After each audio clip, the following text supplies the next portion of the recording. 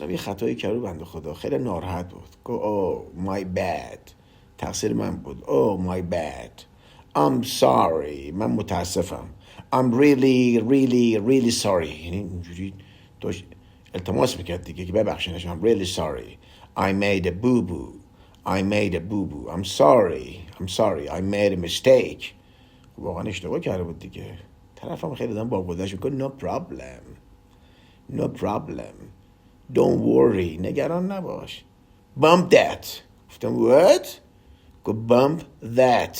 حال کردم، گفتم بابا دهنتو فلان، تو همه چی بلدی که. بعدم چک کردم دیدم bump that یعنی forget that، یعنی فراموشش کن. bump that. گفتم این دیگه واسه من جدید بود. it was new، خیلی جدید بود. bump that یعنی forget that. هر چقدر حال کردین انواع اقسام قلبا رو با هر رنگی دوست دارین بفرستین، فقط قلب بفرستید.